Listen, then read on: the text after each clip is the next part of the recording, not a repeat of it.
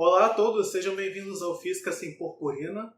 Aqui é o Alan falando, eu sou aluno de doutorado em Física e dessa vez eu quero fazer um vídeo muito especial que a ideia é servir como uma introdução para uma série de vídeos que eu quero fazer nesse canal sobre física em específico, mas de um ponto de vista mais profundo, tá certo?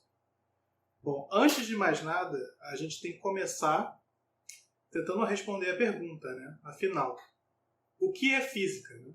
Bom, uma forma simples de colocar o que é física é dizer que ela é o estudo de fenômenos naturais em geral através do que podemos chamar de fenômenos artificiais, ou seja, fenômenos que são criados por pessoas para tentar reproduzir algum aspecto específico do fenômeno natural que está sendo estudado. Tá certo? A gente chama esses fenômenos artificiais de experimentos. Tá? E a ideia é, a forma como se estuda esses fenômenos artificiais é, tradicionalmente, através do uso da matemática. Ok? E cabe aqui salientar e se perguntar como que a gente sai, né, do que seria a mitologia, né, para falar sobre a física, digamos assim. Então, a transição, vamos deixar assim, a transição do mito para a filosofia, que é, digamos assim, colocando muito, sabe, porcamente, é a primeira transição que tem que acontecer para a gente poder falar de física, eu vou deixar de lado. Por quê? Porque eu não sou filósofo, tá? E cabe salientar também, eu não sou historiador da ciência. Tá? Como eu disse antes, eu sou físico. Então eu tenho formação técnica. Eu trabalho com pesquisa, mas eu trabalho com pesquisa em física, não em história da física. Apesar de que nesse vídeo especificamente eu vou tratar de um assunto histórico, então eu vou tentar colocar na descrição do vídeo algumas das minhas fontes, mas é bem possível que tenham coisas erradas aí, tá? Então, se vocês quiserem, se vocês têm conhecimento dentro da área de história da ciência ou de história em geral, tá? Vocês podem me falar comigo nos comentários ou me mandar um e-mail para poder falar a respeito do que vocês acham que é o erro e, por favor, mandem fontes. Eu não vou só aceitar se vocês falarem. Vocês me mandem da onde que vocês estão tirando, por favor, tá? Bom, voltando aqui ao assunto. Então, vamos falar. Dentro da tradição do conhecimento, que a gente quer é estudar os fenômenos naturais, tá? Fenômenos em geral. Então eu estou falando aqui, como eu disse no início, do cair da chuva, do movimento dos planetas, do movimento dos animais, do porquê que a água do rio é fria, e porquê que o fogo é quente, porquê que o ar sobe, né? Porquê que a fumaça sobe, esse tipo de coisa. Tá? São fenômenos naturais, ok? Agora, dentro desses fenômenos a gente pode criar, para entender, né, como que esse processo histórico de formação da física aparece, a gente pode classificar, a gente pode tentar estudar os fenômenos a partir de dois aspectos fundamentais, que seriam, né, dentro da tradição, o que seriam os seus fenômenos, o que seriam as suas características essenciais. Tá? Então, o que é uma característica essencial? É aquilo que torna um fenômeno específico que você está observando único. Essa é a pergunta que os filósofos da antiguidade, né, da antiguidade clássica, vão se preocupar e que mais tarde na tradição vai ficar conhecida como o estudo da filosofia da natureza, mas eu já vou chegar lá. Então, voltando lá para a dicotomia, então, esses fenômenos essenciais, tá? E tem os acidentais. Então, por exemplo, o fato observável, digamos assim, do raio estar caindo e da pedra também estar caindo, né, são características que essas coisas têm em comum. A gente sabe que elas são diferentes. Mas essas coisas que elas têm em comum são características que fazem que não são específicas para cada uma dessas coisas. Então elas são o que a gente chama de característica acidental. Elas não fazem parte das características essenciais do fenômeno, ou seja, que tornam aquele fenômeno único. Muito entre aspas, assim, tá? Eu não estou fazendo referência a nenhuma filosofia específica quando eu estou falando isso. Se for procurar, por exemplo, o que é a definição de essência, substância primária, substância secundária em Aristóteles, por exemplo, é uma coisa muito específica. Você precisa de alguém que trabalha com filologia clássica para poder dizer isso. Então, se estiverem interessados em entender como que era, digamos assim, a física antiga, né, ou coisas assim, vocês, por favor, vocês vão no canal de pessoas que estudam sobre isso. Né? Eu posso indicar um canal bem legal que eu gosto muito, de um cara que faz estudos clássicos, né? Que é o canal do Pedro Ivo, chama Ateu Informa, um canal que eu gosto muito, particularmente. Tá? Então, se vocês quiserem, ele ensina grego, sabe? Um monte de coisa maneira que ele faz. Então, se vocês quiserem aprender isso, vocês vão assistir o canal dele, porque ele que sabe do que ele que sabe do que está falando. Pelo menos ele é honesto o suficiente para dizer quando ele não sabe, que é mais importante, tá bom? Então vamos lá. Nesse ponto de vista, digamos assim, como eu disse antes, a característica essencial é aquilo que vai ser a preocupação da filosofia natural, tá? E aí você tem, por exemplo, né, a física aristotélica, né? Na física, você tem os filósofos pós-aristotélicos, né, formam o que chama a escola peripatética. Dentro da física peripatética, você tem essa discussão, né, de quais são as causas principais, né, que no caso do Aristóteles se teoria das 4 causas dos fenômenos naturais, e como que você pode usar a observação desses fenômenos e tentar extrair deles a essência dessas coisas, a razão última desses fenômenos. Você tenta encaixar isso para montar, digamos assim, uma filosofia da natureza que tenta explicar todos os fenômenos a partir da sua essência. Tá? É mais ou menos isso que eles querem fazer. Okay? Muito entre aspas, assim, porque, né, voltando aqui, eu não sou historiador da ciência. No caso das características acidentais, o que você tem é o seguinte: o que vai se preocupar em tentar entender essas coisas, né, são as chamadas artes mecânicas. O que são as artes mecânicas? São as disciplinas específicas que surgem com o desenvolvimento e a necessidade material das populações. Então, por exemplo, a astronomia, ela surge por causa de uma utilidade prática que você tem de observar e entender o movimento dos astros, que é tentar prever quando que ocorre as estações do ano. Para você saber o melhor momento de você plantar ou não plantar. Então, a matemática, por exemplo, toda ela se desenvolve por causa de problemas de logística e divisão de recursos. A própria geometria você tem papiros e coisas assim, falando sobre problemas de divisão de terras no Egito Antigo, que dão origem a várias coisas, como o teorema como que mais tarde vai ficar conhecido como o teorema de Pitágoras, por exemplo, coisas assim.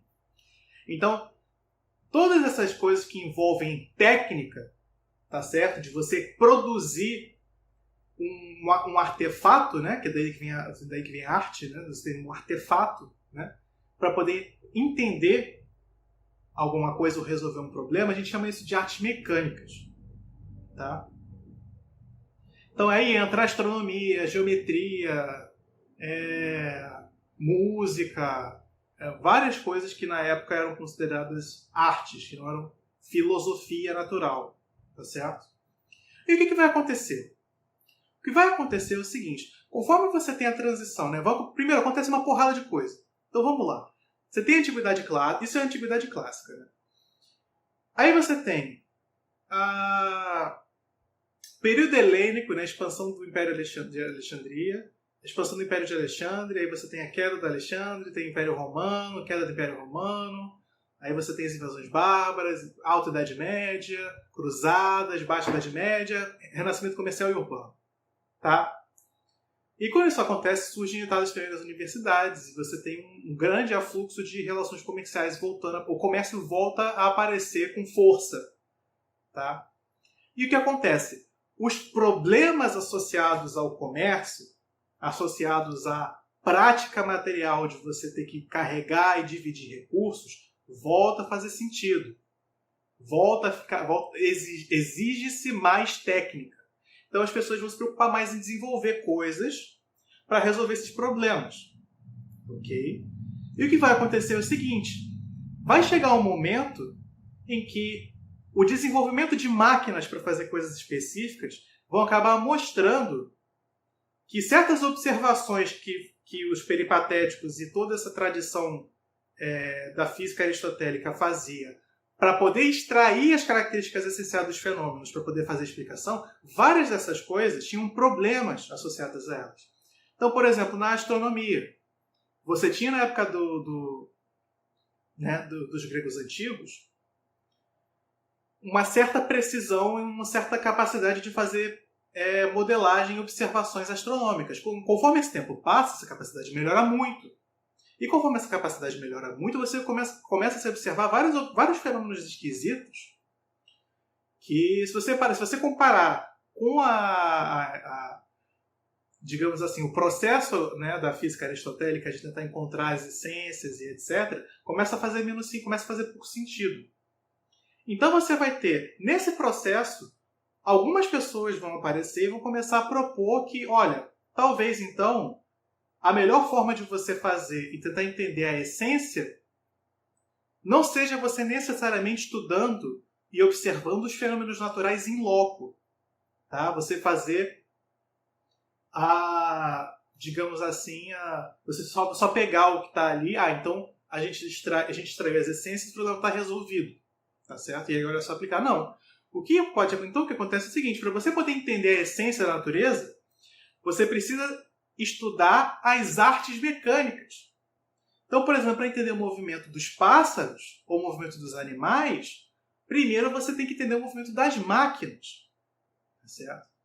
E aí, entendendo o movimento das máquinas, você pode entender o movimento de coisas mais complicadas, e isso vai dar para você a essência da natureza. Então, o que acontece, no final das contas, mais ou menos, é uma mudança de foco da exploração das características essenciais, que era feita usando métodos da lógica aristotélica, formal. Tá?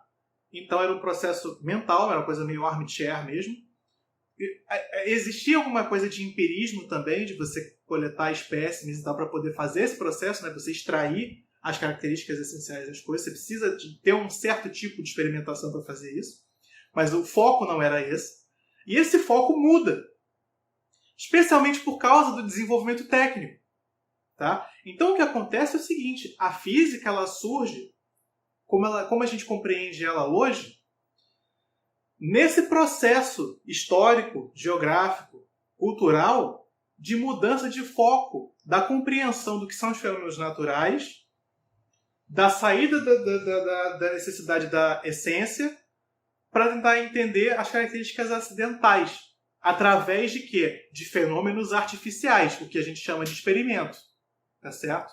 E aqui, eu estou falando de fenômeno artificial e etc. Tem uns termos que eu estou usando que, como eu disse antes, eles não são termos históricos, tá? Eu estou usando para poder facilitar a vida de vocês. E também porque eu não sou historiador. Ok? Mas eu quero deixar claro mais ou menos como funciona a ideia de como que surge a física. Tá? Então, o que acontece? Aí você entende, por exemplo, por que hoje tem tanta matemática na física. Por que você precisa estudar matemática para a física? Por causa disso. Porque o desenvolvimento das artes mecânicas, tá? Da astronomia, da pneumática, que são as máquinas que usam ar comprimido, da hidráulica, né? Da arquitetura, todas essas coisas usam matemática para fazer. Tá certo? A matemática foi inventada, digamos assim, para resolver esses problemas. Ela surge nesse contexto. Tá? Em vários lugares diferentes. Ok? Então, por causa dessa mudança de foco, o que você tem agora é o seguinte. Então, para a gente estudar a essência dos fenômenos naturais, o que diferencia, o que torna cada fenômeno único, a gente estuda com meticulosidade as características essenciais, as características acidentais de fenômenos que a gente pode controlar, que são fenômenos artificiais, através da matemática. Então a gente formula leis matemáticas para descrever os fenômenos naturais. Tá certo?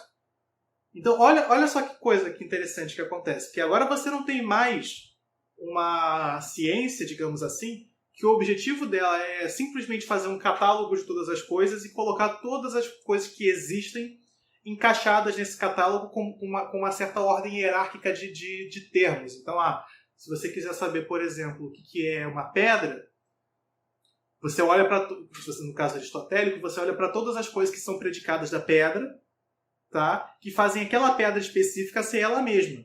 Então você vai na essência. E aí você saber que aquela pedra específica é, você vai, digamos assim, vendo as propriedades acidentais que compõem ela. Então você meio que faz o Aristóteles queria fazer um backtracking, digamos assim.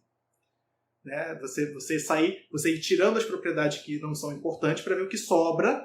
E se você quiser descrever aquele objeto, isso eu pensando com uma cabeça moderna, não é necessariamente o que Aristóteles queria fazer. Deixa claro, mas é um jeito de entender. É você sair colocando, e se você quiser saber o que aquela pedra específica é, você sai colocando os predicados que você tirou, as coisas que se referem a ela, as propriedades que se referem a ela, e você monta a descrição do negócio. Entendeu? Você tem a descrição completa, digamos assim. Isso deixou de ser o que era feito para fazer essa coisa indireta, de você pegar um artifício, uma coisa que você monta, que não é uma coisa que surge espontaneamente na natureza, não é uma pedra que você vê caindo, não. Você monta um experimento. E aí você seleciona uma característica específica do fenômeno que você quer estudar, e aí você usa essa característica específica como, por exemplo, você compara ela com algum padrão que você define ou que é pré-estabelecido já por uma comunidade de entendidos do assunto, de gente que está estudando aquilo. E aí você vê o que acontece com esses parâmetros, com essas propriedades, com relação ao padrão que foi desenvolvido antes. Então, a ciência, a física em particular, além de ser um processo histórico, cultural e geográfico, isso não acontece da mesma maneira em todos os lugares, tá? Ela é muito dependente de certas convenções que são feitas ao longo da história para poder descrever certas coisas. Toda a arte técnica, toda a técnica em geral, ela tem as suas convenções. Tá? Então você tem um grupo de pessoas que ao longo do tempo vai discutindo o trabalho das outras, tá? Ou às vezes até mesmo formam-se em associações e discutem os trabalhos em vida mesmo, não necessariamente se referindo às pessoas que já faleceram, às pessoas que estão longe, tá certo? E aí o que acontece? Essas pessoas fazem isso, e aí a partir dessa descrição toda, você surge um conjunto de boas práticas, digamos assim, que vira o padrão do que é a técnica aceitável para você poder descrever as coisas que você observa na natureza. Então, a física, ela tem uma coisa muito artesanal nela, nesse sentido, de que você tem todo esse processo tem certos experimentos específicos que as pessoas queriam fazer por causa de problemas relacionados a imprecisões do modelo ptolomaico do sistema solar. Tá? E por causa disso você tem matemática específica sendo desenvolvida para resolver essas coisas específicas. E aí são técnicas específicas. E aí você tem, por exemplo, processos de medida que são desenvolvidos para medir coisas que servem para resolver problemas práticos sendo aplicados a resolver a essas realidades experimentais. Tá certo? Então todas essas coisas, elas têm uma história, elas não estão largadas. E é isso que eu quero que vocês entendam, que é mais importante de tudo. A física ela não é uma parada que você olha para o universo e se você for inteligente o suficiente, você descobre tudo que está lá. Não é assim que funciona, irmão. A física ela é um conjunto, primeiro, antes de mais nada, um conjunto de um monte de experimentos, com um monte de convenções e um monte de técnica, tá certo? Que foi desenvolvida ao longo de milhares de anos para poder resolver problemas específicos. Ok? Então a física é isso, no final das contas.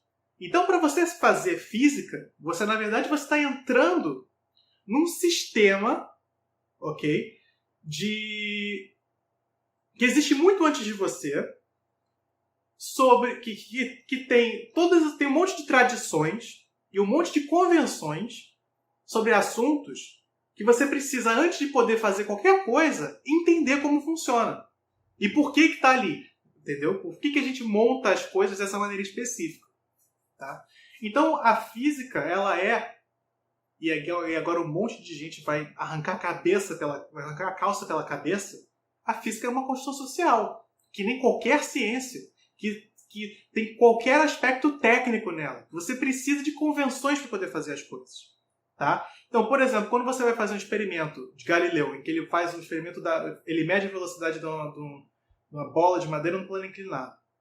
Para você fazer medida de velocidade, você precisa ter um padrão de medida de tempo. Então, o que ele tinha? Ele tinha um relógio d'água. Relógio d'água é uma coisa que você tem que fazer de acordo com algum padrão. Você tem que descrever o que você está fazendo para as outras pessoas poderem entender o que você está fazendo. Tá certo?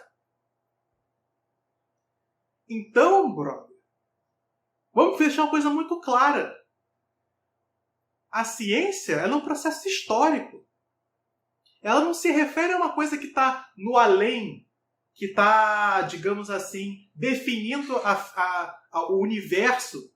E o que você está fazendo é olhar para esse... Não, não é isso. O que acontece é... E agora eu vou falar aqui de um ponto de vista filosófico específico. Tá? Tem pessoas que não concordam com isso. Mas assim, o que você está fazendo no fundo é o seguinte, olha, existe uma realidade aí que está fora da mente humana, que existe independente das pessoas, tá?